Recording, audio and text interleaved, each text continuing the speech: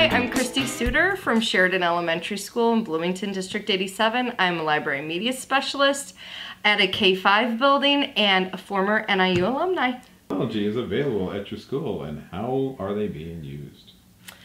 We have 75 laptops. We take 30 of them and set them up in a primary lab. The others are checked out by teachers. 30 of those are checked out in a cart so that teachers can integrate it into their classroom whenever they need it. And the other 15 teachers are taking to keep in their classrooms all year long. So mostly our primary people are using those laptops as centers. You've got $20,000 for technology integration, and you are put in charge of spending it. How do you spend it, Kristi? I would love to have a huge technology club with my students. So I would buy green screen, I'd buy some devices, robotics, a lot of different things that the kiddos could use. I would love to have unlimited PD. Anytime I wanted it, I would be able to go. Thanks, Mike Jones. I would hire Kristi to be my PD person and my friend for $20,000. Okay. Describe one of your favorite classroom projects that incorporated the use of technology. I'm going to go with the little kids on this one. We did a project where the students read some books and we're doing video book projects. So they each had little tablets, recorded each other, and did basically summaries of books and then book talks.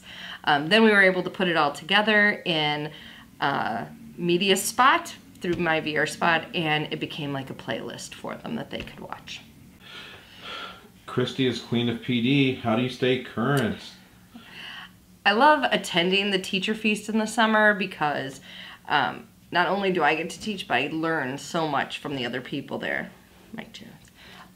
Also, I am obsessed with Twitter as like real-time professional development. It's all based on who you're following and if you find the right people to follow.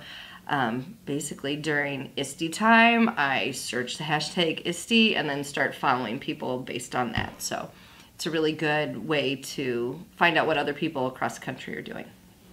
Okay, I will follow you. How about grant writing? Do you do much with grant writing? Any grant writing advice? For grant writing, my suggestion is if you're wanting technology, to make sure you come up with a story of what you're going to do. I got to serve on a grant committee, and these are local people who really want to make a difference in the world for our students.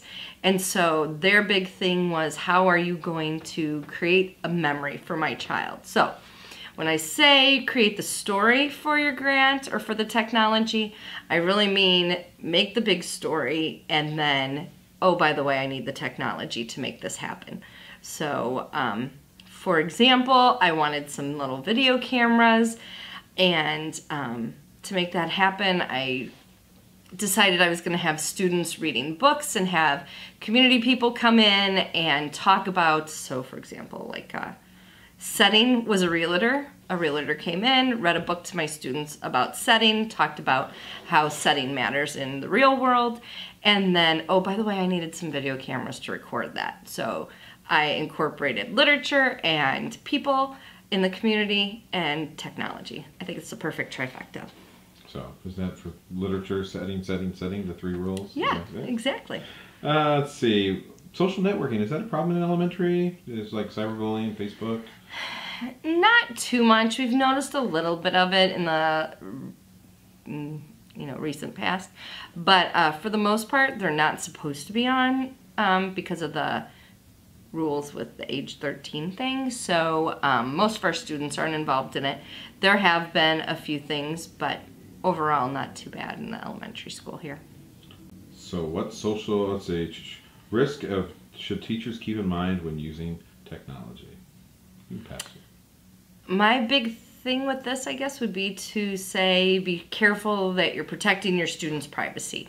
Basically, it's not our position to give away information about our students.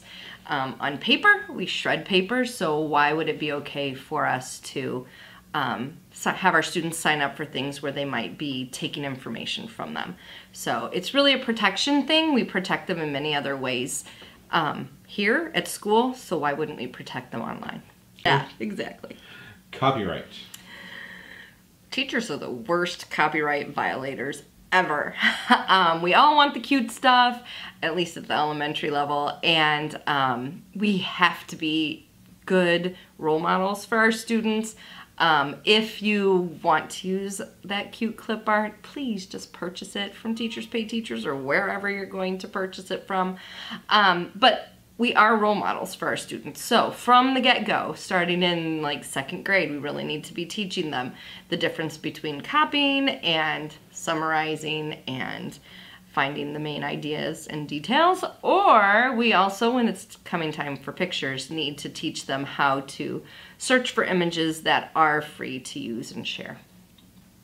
Don't use technology just for technology's sake. Have a purpose with what you're using, and absolutely do not fall in love with one tool. Fall in love with what it does for you as a teacher, not just fall in love with it because it's new and shiny. So I guess that's my advice for technology. Thank you, Kristi. You're welcome.